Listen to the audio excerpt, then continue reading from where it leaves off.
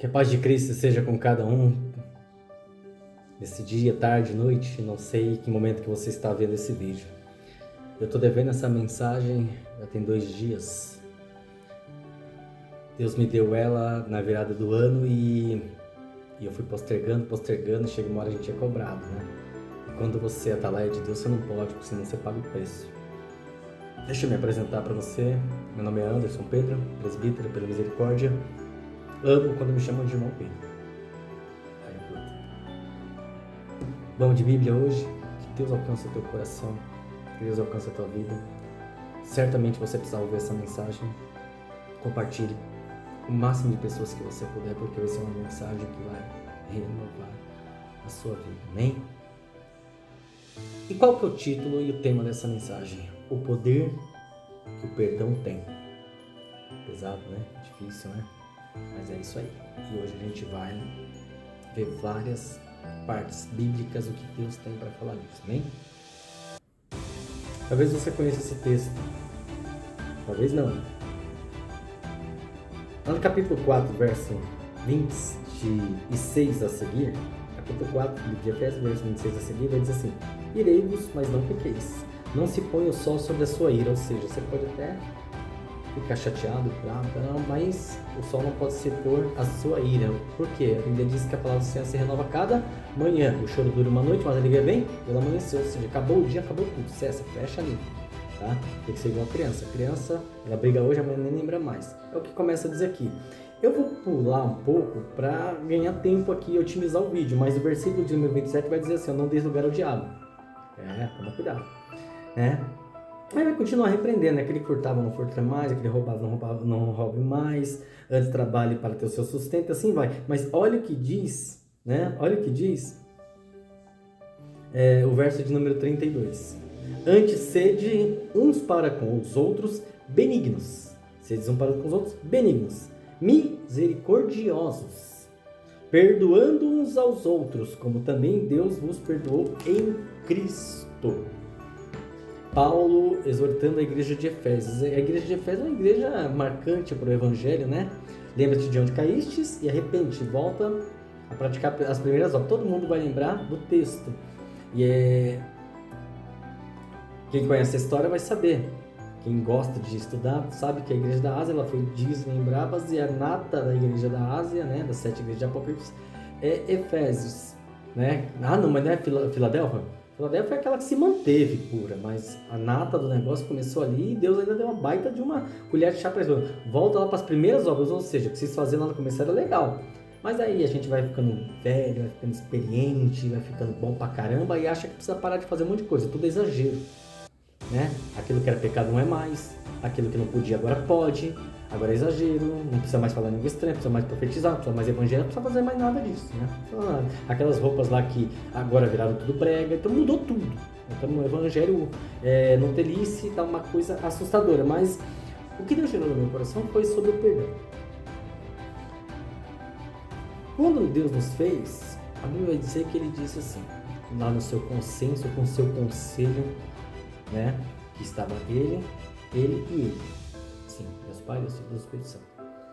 Façamos o homem a nossa imagem conforme a nossa semelhança. Ou seja, nós fomos feitos a imagem e semelhança de Deus. Nós fomos feitos uma réplica, um clone de Deus e veio para... A Bíblia vai dizer lá no livro de Provérbios que Deus ele criou o homem reto. Ou seja, nós fomos feitos reto, fomos feitos igual a ele. Porém, o homem procurou suas próprias concupiscências. Tudo que aconteceu foi natureza humana. O primeiro pecado, você vai se lembrar, né, de Caim e Abel, né, que daquele homicídio e tal. E aí você vai se lembrar também que depois de ter cometido o homicídio, o que aconteceu? O que aconteceu? Você vai se lembrar? Não, né? Tá vendo? Ou não? Confia em mim. Capítulo 3 de Gênesis vai dizer que Caim matou Abel. Primeiro homicídio, primeiro pecado. Mas tem uma coisa que me chama a atenção nesse texto. Que depois que Caim matou Abel, ele fugiu, foi se esconder e tal, e de repente Deus se manifesta para ele e tal, e ele vai lá e fala para Deus: olha, eu preciso fugir, aquele que me achar certamente vai me matar. O que Deus falou? Deus foi lá e mandou ele para uma terra, é um contexto muito forte isso daí, vai para uma teologia muito forte, abrangência, então eu não quero entrar para esse tema, onde é essa terra, quem é os moradores, eu não quero entrar nesse tema. Eu quero entrar no tema de que Deus não puniu Caim. Pelo contrário, ele falou que quem tocasse nele, que ele seria punido. Quem tocasse nele seria punido. Ou seja, Deus ele vai falar dentro da sua palavra que minha é a vingança. Então, quando alguém comete algum pecado, algum erro contra nós, né, nós temos que entender o seguinte, que Jesus Cristo diz que ele é nosso advogado. Então, ele nos advoga, então nós não temos que agir com as nossas próprias mãos. Você já deve ter ouvido algumas pessoas falar, eu sou crente, mas a minha mão não. Eu sou crente, mas a minha boca não. Então, sinto me informar, porque só entra pessoas perfeitas no céu. Ou seja, se a tua mão não é crente, ela vai levar o teu corpo inteiro para o inferno. Por isso que a Bíblia vai dizer que é melhor você arrancar tua mão, teu olho, o que te faz pecar, e entrar no céu faltando alguma coisa. Mas você jamais pode se permitir ter esse tipo de pensamento. Porque quando alguém faz alguma coisa contra nós, se levanta contra nós, você precisa entender que muitas vezes é o adversário, muitas vezes é o próprio Deus. E Deus fazendo o quê? Nos provando, nos testando. Deixa eu... Ah, tá lá, é meu vídeo ainda. Você entende? Vamos continuar aqui, porque tem coisas muito mais complexas nisso. Lá no versículo de número 6, versículo 14, versículo de número 14, capítulo de número 6 de Mateus, né? Vai falar o quê? Porque se perdoardes aos homens as suas ofensas, também o vosso Pai Celestial vos perdoará. A oração do Pai Nosso, você já deve ter feito ela algumas vezes. Ela vai dizer, perdoa as nossas dívidas, como nós perdoamos, ou seja, uma condicional. Tem uma pregação minha aí, no meu canal, que diz das condicionais da Bíblia. Por que tantas condicionais da Bíblia? Porque muita coisa que Deus faz depende do que você faz. Então você só vai ser perdoado por Deus se você perdoar o teu próximo. Ah, mas o que ele fez contra mim é muito grave, o que você faz contra Deus é muito mais grave.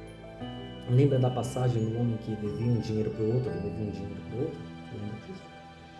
Né? Ele devia 50 dinheiros e falou, e chegou o seu credor e falou assim, olha, eu sei que você não tem grana, eu sei que você está enrolado, então eu perdoo na tua vida. Beleza? Perdão, ele foi embora. Quando ele foi embora, quem que ele encontra? Que devia 5 dinheiros para ele. E aí ele foi lá, ele abordou o que devia 5 e falou, meu amigo, você está me devendo, cara. De repente o primeiro viu ele e falou, peraí, cara, te perdoou uma dívida muito maior, você não consegue perdoar a dívida desse? Assim é Deus.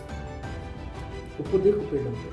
Uma coisa que todas as pessoas precisam entender, que o perdão, ele não serve para aquele que pecou, não serve para nada.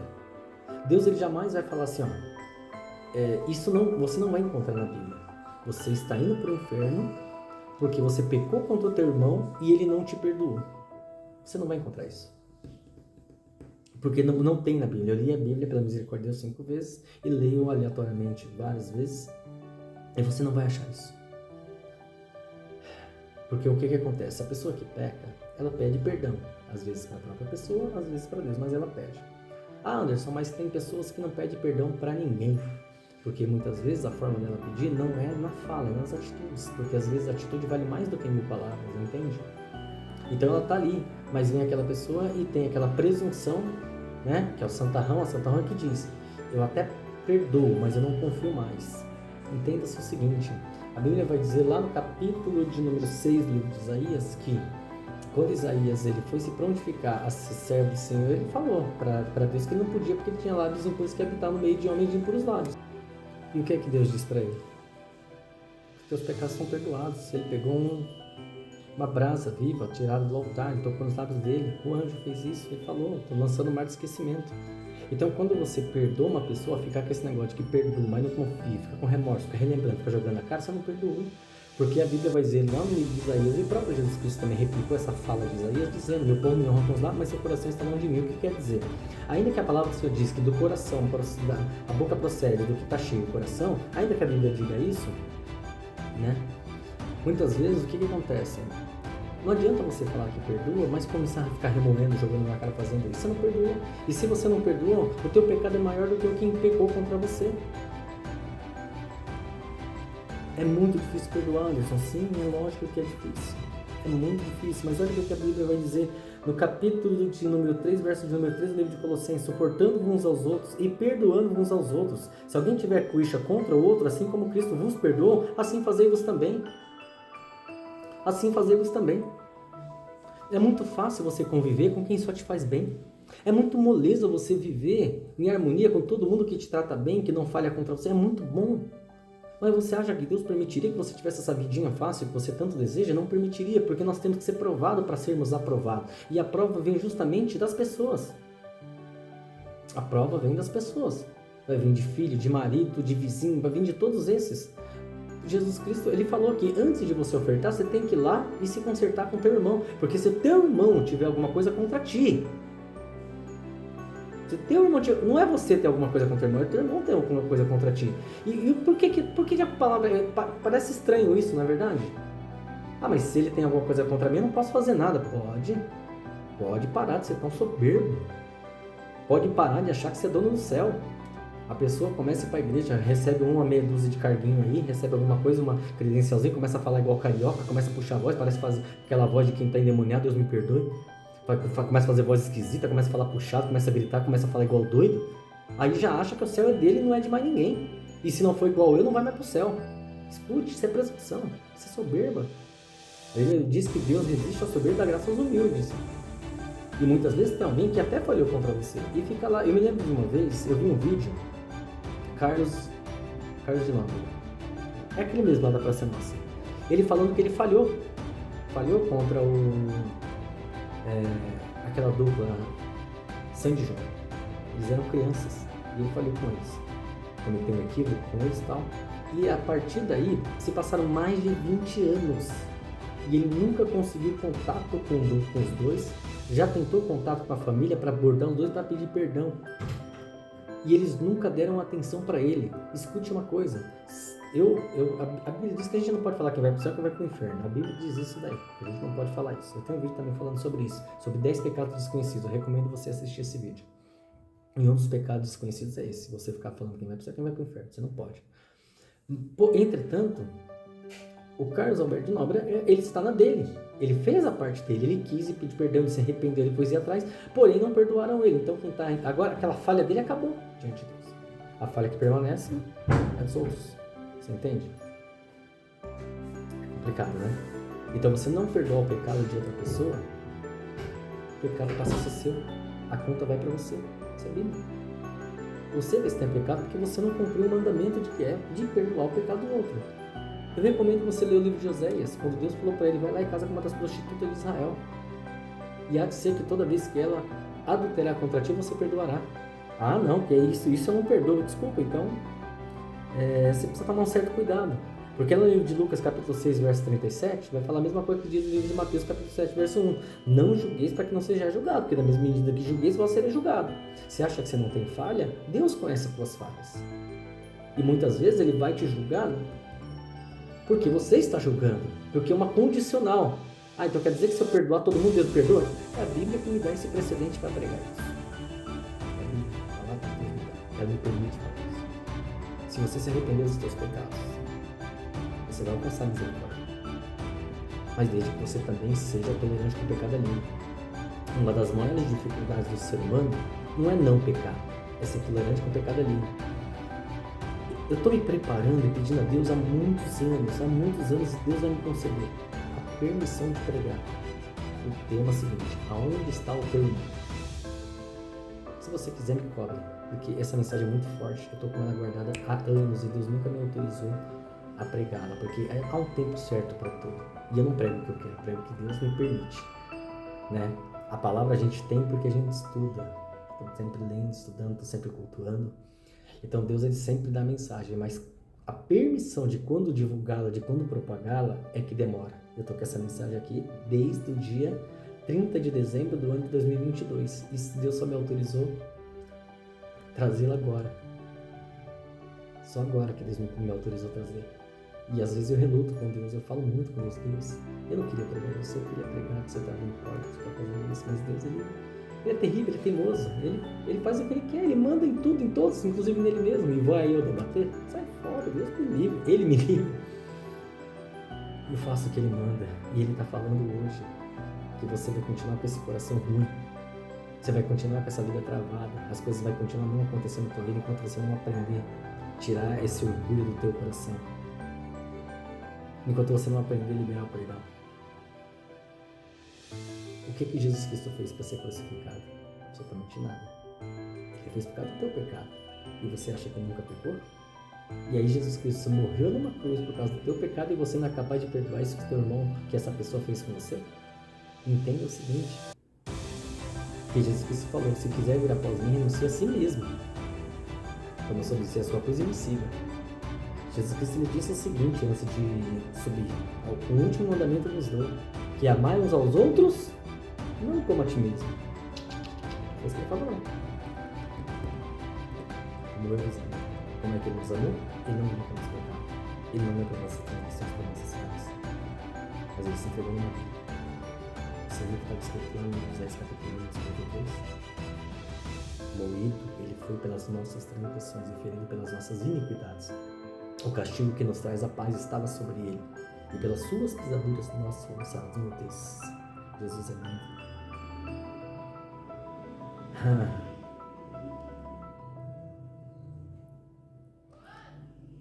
Eu vou ler mais um versículo aqui para você. Preste muita atenção. E quando estiveres orando, assim, perdoai e tendes alguma coisa contra alguém, para que o vosso Pai que está no céu os perdoe as vossas ofensas. Está lá em Marcos 11, 25. Tá? Tá lá. Eu vou finalizar aqui.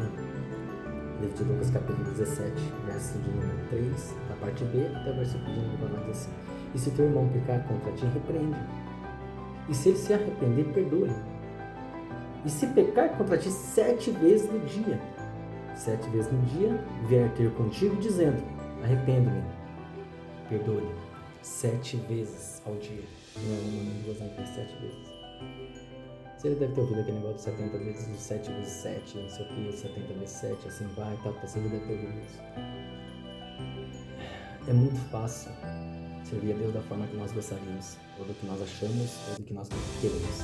Mas a Bíblia vai dizer lá no capítulo de número 55 de Isaías, os seus caminhos são diferentes dos meus, os seus pensamentos são diferentes dos meus. E já ia finalizar, mas Deus me deu um texto aqui que é terrível. É terrível. E é muito forte. Tribo de Benjamim. Ela foi lá, pegou a mulher de um levita, estuprou. E essa mulher do levita foi lá para o seu marido e falou, olha, fizeram excluir alguns dos teus irmãos. E aí os levitas foram lá e chamaram todas as outras tribos de Israel e falaram para Deus, o que nós fazemos? Subiremos contra eles? Sobe, pode subir. Sobe contra eles. Eu recomendo você ler esse texto. Está lá em Juízes capítulo de número 19. E aí eles falaram, Deus, a gente sobe. E aí começou a subir de 2 em 2 tribos, 3 em 3 tribos contra Benjamim. Benjamim era a menor tribo de Israel. Sabe o que aconteceu? Todas as tribos que subiram contra Benjamim perderam a batalha contra Benjamim. E aí você pode se perguntar, poxa, mas é sério? Sim, o negócio é tão sério que esse levita, quando ele teve a sua concubina estuprada, sabe o que ele fez? Para preparar, ele matou ela, decepou ela e distribuiu as partes dela sobre as tribos, como um sinal de revolta com o que a tribo de Benjamim fez. É verdade, tá? Livro de Juízes capítulo 19, leia lá. Só que, no final das contas, depois que aconteceu tudo isso, todas as tribos se levantaram, todas elas perderam a guerra, tiveram homens mortos e tudo mais, Deus foi lá e falou com o povo. E muita gente pode se perguntar, poxa, mas o pessoal de Benjamim não estava errado? Lógico que estava. Jamais Deus iria admitir que eles fizessem o que eles fizeram, mas Deus até permitiu, não é questão de Deus permitir.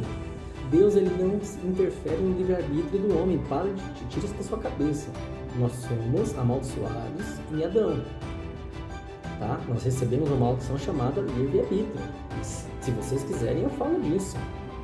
Deve ter até pregação minha que esboça um pouco disso, mas eu falo claramente da maldição do livre-arbítrio. Tá?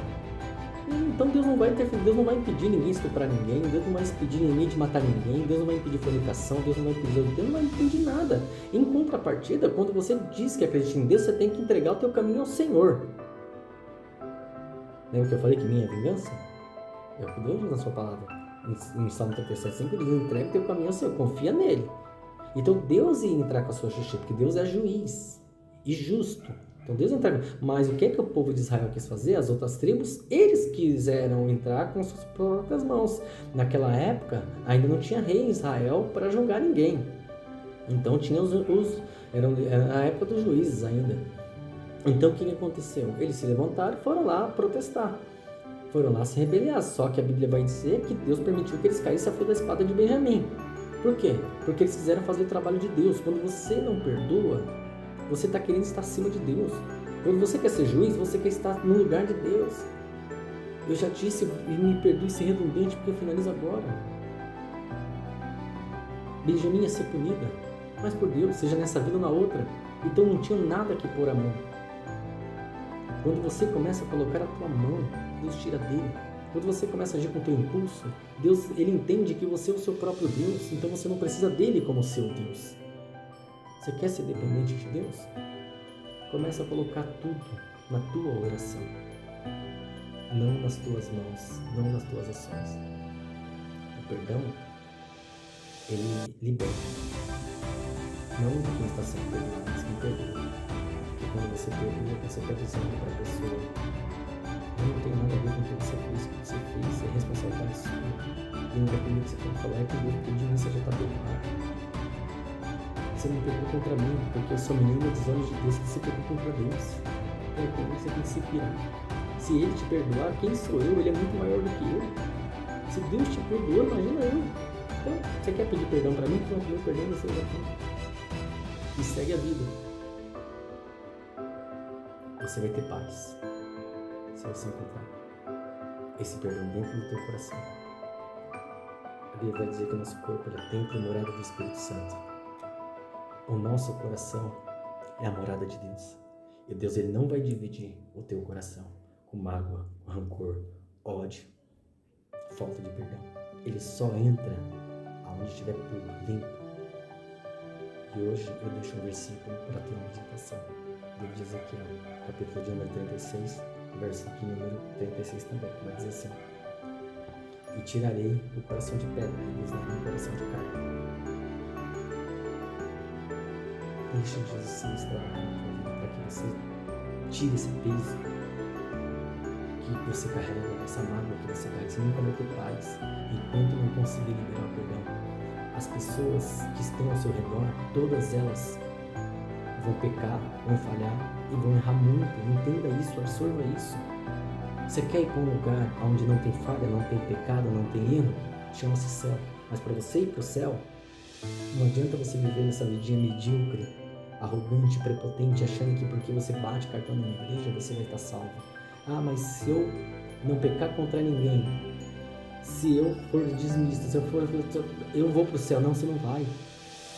Você não vai. Porque o céu ele tem que ser habitado por muitas pessoas, não só por você. E para ele ser habitado por muitas pessoas, você precisa perdoar. Para que Deus te perdoe, aí sim você vai para o céu. Entendeu? Eu espero que essa mensagem tenha falado no teu coração. Você precisa perdoar. Esse ano 2023 está começando. É um ano de muita mudança, de muita transformação, de muitas coisas novas. E não adianta, depois que essa pessoa se for, não viu acontecer alguma coisa, não adianta depois ficar com remorso: poxa, não perdoei, é tarde. Porque ele morto não vai te ouvir. Não adianta você orar também não. Porque a sua chance de perdoar é enquanto ele está ouvir. Faça isso. Perdoa teu pai, você que é adolescente. Muitas jovens morrem de ódio do pai. Você pode fazer o que você quiser. Se você não liberar o perdão, a coisa não vai rolar na tua vida. Mulheres, maridos, jovens, adultos, velhos. O rancor é uma coisa que te aprisiona. Mas o perdão, ele te liberta. E a Bíblia diz: conhecereis a verdade e a verdade vos libertará. Que Deus abençoe a tua casa, o teu trabalho, a tua família, no nome de Jesus.